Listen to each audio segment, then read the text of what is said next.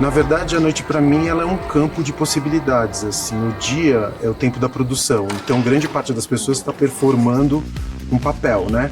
Dentro do capitalismo, você está sempre performando um papel, seja de bom profissional, ou bom pai, ou boa esposa, ou enfim, os papéis são performados, as máscaras são usadas durante o dia. À noite, para aqueles que conseguem aproveitar a noite como esse campo simbólico, essas máscaras caem e as pessoas podem ser quem elas exatamente são.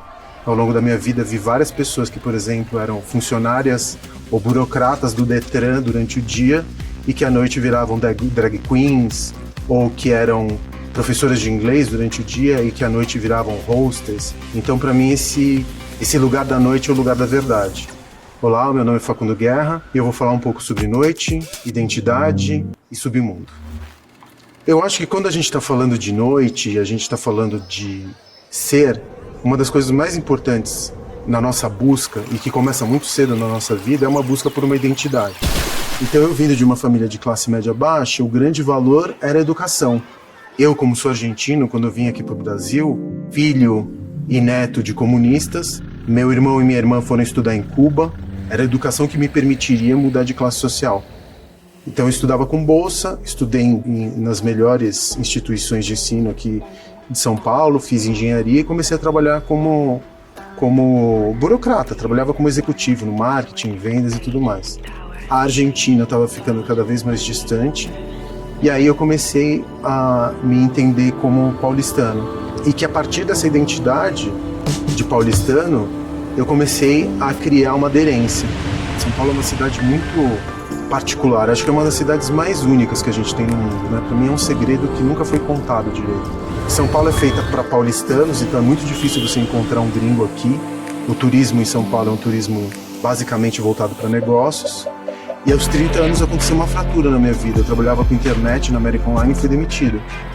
E a partir do momento que eu sou demitido, minha identidade em São Paulo, a identidade como do trabalho, ela se sobrepõe a quase todas as outras identidades que você tem. Se você não trabalhava, você era quase radioativo. Apesar de nunca ter tido qualquer tipo de envolvimento com noite, me associei com moda e naquele momento, no começo dos anos 2000, moda e noite eram muito contíguas, uma contaminava a outra. A moda se preocupava muito com a criação de novos materiais, formas, e a noite era um laboratório para a construção dessa cultura, antes das redes sociais, né? Ali no começo dos anos 2000 é que surge a cultura clubber, né? Um pouco antes, né, nas raves da década de 90, mas a cultura clubber começa mesmo no começo dos anos 2000, vinda dessa cultura rave do final dos anos 90. E aí, quando eu vou e vejo essas manifestações existenciais, alternativas, marginais na noite, eu começo a perceber que aquelas pessoas, elas traziam uma coisa que eu não conseguia ver no meu mundo, que era uma verdade de existir. Não porque elas fossem moralmente superiores, mas porque elas não conseguiriam ser de outra maneira. Outra maneira de existir, se não aquelas que elas viviam à noite, era insuportável ou mesmo impossível. Então eu conseguia enxergar essas manifestações existenciais sem muito julgamento. Eu sabia que a droga era uma maneira necessária, era um veículo necessário para essas pessoas se anestesiarem. Eu sabia que a produção do dia era um meio para um fim, para aquelas pessoas, no final das contas, existirem da maneira como elas queriam existir na noite. Então, uma coisa que é muito bonita e que é muito rara nos dias de hoje é essa verdade, que não é uma verdade moral, né? Não é uma verdade que é aquela verdade que vem de Deus, mas é aquela verdade que é uma manifestação sem a preocupação com o olhar alheio sobre sua maneira de ser.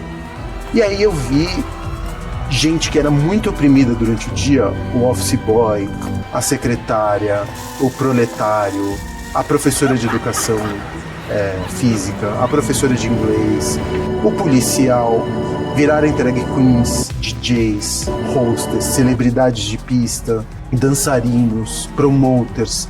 Essa foi uma coisa muito chocante na minha vida, assim, perceber que a noite era um território de verdade e que era um território de ética onde não necessariamente o dinheiro estava envolvido. O hype, que era uma moeda social, né, era uma forma de você valorizar a outra pessoa, não era por alguma coisa um pouco quase etérea, chamada hype, era um vapor que aquela pessoa emitia social, sabe? Aquela pessoa divertia a festa, ela brilhantava uma pista, ela tinha as melhores tiradas, todo mundo queria ficar ao lado. Era quase um capital social esse hype. Ele era muito mais importante que o dinheiro. Naquele território, o dinheiro era cafona, era mal visto, porque pessoas com dinheiro normalmente, pelo menos segundo o olhar que a gente tinha ali, eram pessoas de mau gosto. Inclusive, eram hypadas, elas bebiam de graça, elas entravam de graça no clube porque todo mundo queria ficar ao lado delas. E era uma maneira um pouco menos ditada pelo capital de existir. Se você não tem dinheiro durante o dia, você não é ninguém. E a noite é um território de descanso para que no outro dia você volte a produzir. Essas pessoas não. Essas pessoas ganhavam pouco dinheiro, porque normalmente elas tinham funções sucateadas ou eram assalariados, mas sem salários gigantescos, e que no final das contas, à noite, elas tinham um capital social que fazia delas as pessoas mais ricas naquele território. Mas eu tive o prazer e eu tive a honra de conhecer uma outra maneira de produzir dentro de uma sociedade muito mais marginal, que muitas vezes é estigmatizada pelos produtivos. E é muito louco, né? Porque a nossa sociedade normalmente ela vê aqueles que coproduzem como os vivos, né? Você é vivo enquanto você produzir. Se você não está produzindo, se você está dançando, celebrando, rindo, você vira um inútil, um vagabundo ou um zumbi.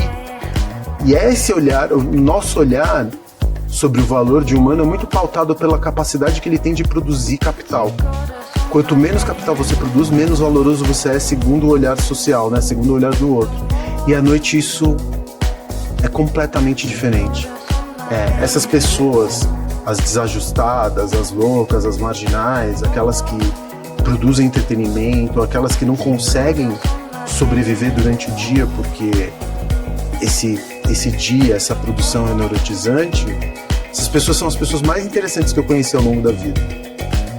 Eu acho que a mensagem mais importante que eu gostaria de passar aqui é fazer as pessoas entenderem que qualquer tipo de forma de existência, independentemente da sua expressão, e desde que ela não fira a comunidade, ela é válida. A gente tende a olhar muito as drags, as trans, os clubbers, as pessoas que vivem na noite como trabalhadores de entretenimento ou simplesmente como fruidores, com um olhar preconceituoso, mas pela pauta do capital e da produção. Como eu disse, se você não produz, logo você não existe. E eu acho que essas pessoas sonham de olhos abertos, enquanto a gente sonha de olho fechado aqui, nós, os produtivos, aqueles que estamos o tempo inteiro trabalhando e performando nossos papéis, a gente sonha de olho fechado, essas pessoas têm a coragem de sonhar de olhos abertos. Eu acho que isso é digno de palmas.